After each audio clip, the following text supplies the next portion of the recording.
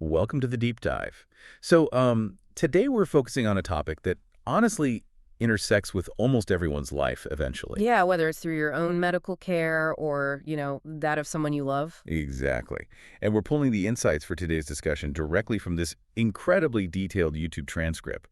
It's titled HCC 1475-17B Hot Snare, and that was uploaded by the channel Gatumikola S. Raju. It's essentially a masterclass. I mean, it goes deep into the mechanical and electrical engineering behind this very specific medical instrument. Right, an instrument that operates completely out of sight. Completely out of sight, but it performs one of the absolute most vital functions in modern preventative medicine. We are looking at the medical snare. Yeah. Specifically, the transition from the cold snare to the hot snare and just the intricate choreography required to actually operate it safely. The premise here really centers on how we approach cancer, because we hear about early detection all the time, which is obviously critical. Absolutely. But detection is still passive. Right. You're finding something that has already started. Mm. What we are exploring today is how doctors don't just find it, but actively step in and physically break the cycle of cancer formation before it truly even begins. Right, stopping it in its tracks. Exactly. So our mission today is to unpack the surprisingly elegant mechanics of this device, Yeah. the snare, and understand how this single tool basically shifted gastroenterology from a purely diagnostic field to an actively preventative one. And just to contextualize the scale of that shift, early in the source material, there's this really powerful claim from Dr. Michael Seebeck. Right. He's the former editor-in-chief of gastrointestinal endoscopy and former chief of gastroenterology at the Cleveland Clinic. And he stated that among all the endoscopy devices developed over the decades, And there are a lot of complex ones, so many, but he said the snare has made the single most impact in the field. which it makes total sense when you look at the outcomes, because the snare allows for snare polypectomy. By physically removing polyps before they turn into cancer, you are actively reducing colorectal cancer incidence and directly reducing colorectal cancer deaths. You are terminating the timeline of the disease. On a completely mechanical level. Yeah. So to understand how that works, we have to look at the tale of two snares, basically. The cold snare and the hot snare. Right, starting with the cold snare, which is the foundational version. As the name implies, there's no electricity involved here. It relies purely on mechanical transaction. It's just a precise wire loop used to shear tissue or grasp things. And because it's purely mechanical, the cold snare has very specific uses. It's mostly for smaller polyps, like in the 3 to 8 millimeter range. Right. At that size, a clean mechanical guillotine action is totally sufficient. You don't need thermal energy. But it's also used for non-tissue things, right? Yeah, it's highly effective for extracting things from the GI tract. Like, if a doctor needs to remove a plastic stent from the bile duct or the pancreas, the cold snare just gives them that secure mechanical grasp to pull it out. You definitely don't want heat there. No, just physical leverage. And speaking of physical leverage, there was a detail in the source that completely threw me. The cold snare is also used for retrieving long foreign bodies from the stomach. Yes. And the specific example they gave was ingested pencils. I know. Like a literal pencil. Someone swallows a pencil, and the doctor pilots this tiny lasso down a 3-foot flexible tube, loops it around the pencil in the open space of the stomach, and just pulls it out. Without causing trauma to the surrounding tissue, yeah. It really highlights the baseline capability of the device. It's a grabber, a puller, and a cutter. But eventually, you hit the physical limits of just mechanical shearing. Mm-hmm. Which brings us to the hot snare. Right. When you transition to a hot snare, you introduce an electric connection. Heat, you are cutting with thermal energy now. And that completely shifts the game, because you aren't just relying on physical force anymore. You can target much larger things.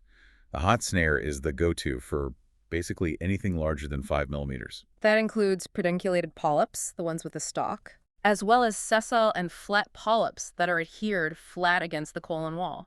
The heat cuts through that larger volume. But the source points out the hot snare really has two major medical superpowers beyond just cutting: hemostasis and ablation. Exactly. Hemostasis meaning controlling the bleeding, and ablation meaning destroying the microscopic tissue at the resection edges. So you aren't just snipping a piece of tissue off. You are actively cauterizing the site to stop bleeding and burning away the microscopic margins so the precancerous cells don't just grow back. It handles the cut, the cleanup, and the bleeding all in one fluid motion. But doing that safely requires some pretty incredible design. So let's talk about the anatomy and the ergonomics of this thing. At its most basic, what does the hot snare actually look like? It's a loop of wire, but that wire is highly customizable. It can be thin or thick, depending on the tissue. And the shape varies, too. It can be round, oval, hexagonal, or asymmetrical. Because polyps come in all shapes and sizes. Right. You need the wire to seat perfectly around the base of the tissue before you apply any current. And piloting that loop down at the end of the scope requires a really tactile setup for the endoscopist. It's essentially a syringe-like slider. The doctor puts their thumb in a central ring and their forefinger and middle finger in two adjacent rings. That human factor engineering is crucial. You close your grip, pulling the fingers toward the thumb, and the snare retracts into its protective plastic sheath. So it can travel down the scope safely. Exactly. Then you open your grip, pushing the slider, and the snare deploys out of the sheath and opens up inside the colon. Push to open, pull to close. But because this is a hot snare, managing the physical wire is only half the job. You're also running an active electrical circuit through a human being. And the safety protocols for that setup are intense. First, to make the circuit work, a returning pad has to be placed on the patient's back. To ground them, basically. Right. It connects them to the electrosurgical unit, the ESU. But Dr. Raju emphasizes a massive safety point about the ESU itself. The placement of the machine. The placement is non-negotiable. The electrosurgical unit must always be placed directly in front of the endoscopist, right in their line of sight, next to the monitor. Not hidden behind them. Never behind them. If it's behind them, they have to halt the procedure and physically move it. Because in a darkened room, doing a high-stakes resection, they cannot afford to turn their head away from the monitor to check their settings. They need to verify the parameters visually before they ever step on the pedal. And there's another layer of redundancy here, too.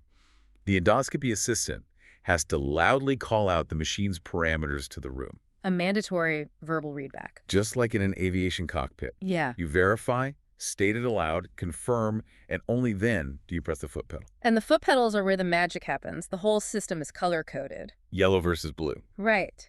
On the unit, there's a yellow box for the cut current and a blue box for the coagulation current. And those match two pedals on the floor. Press the yellow pedal for cut. Press the blue pedal for coagulation. The doctor is constantly shifting between these two depending on what the tissue needs right at that second. So let's walk through the actual procedure, because this blew my mind. Before they even touch the polyp with the snare, they do something called the lift.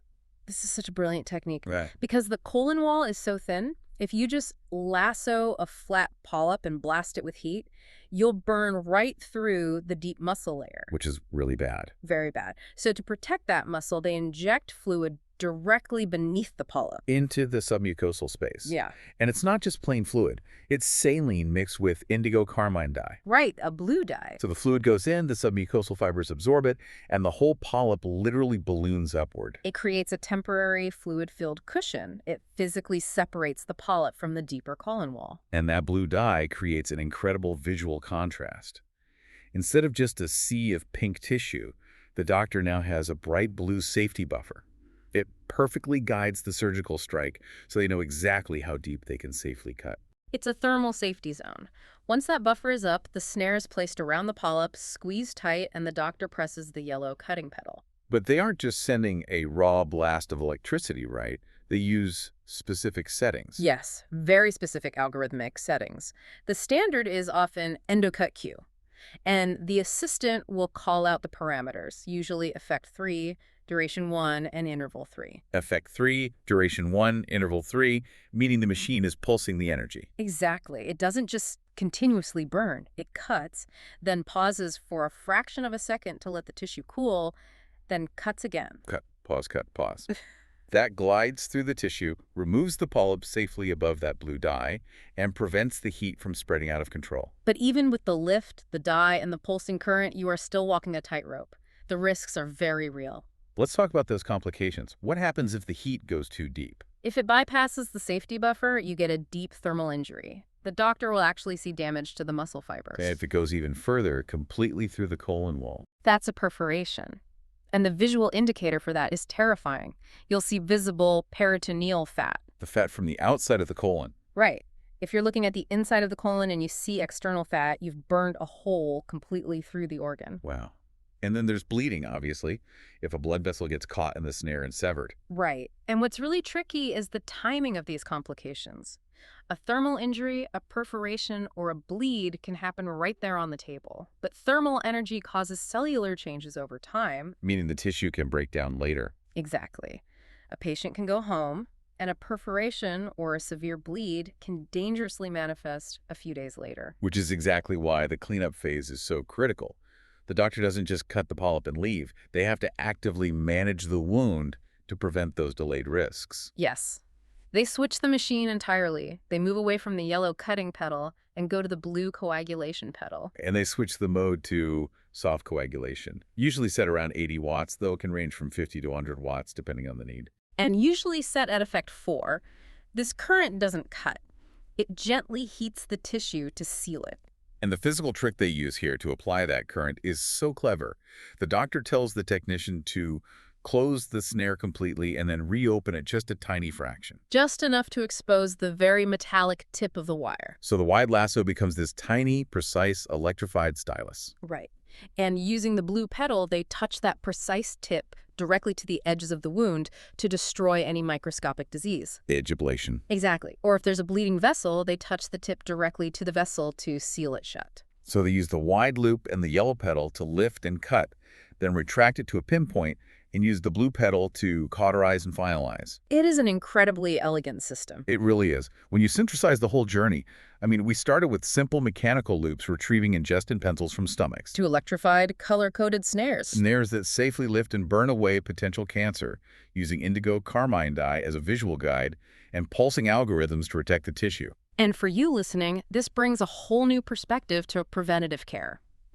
Next time you or a loved one undergoes a routine colonoscopy, you'll know exactly what's happening. It's not just a visual check. You know the intricate, high-stakes choreography of pedals, dyes, and electrical loops happening behind the scenes to actively keep you healthy. It's proactive intervention at its finest. And it leaves us with a really fascinating final thought to ponder. We've seen how a relatively simple mechanical loop, when paired with precise electrical currents and a bit of dye, can literally break the cycle of colorectal cancer. So what other mechanically simple ideas are out there right now, just sitting around waiting for the right technology to help them eradicate a deadly disease? It's a great question. Thank you for joining us on this deep dive.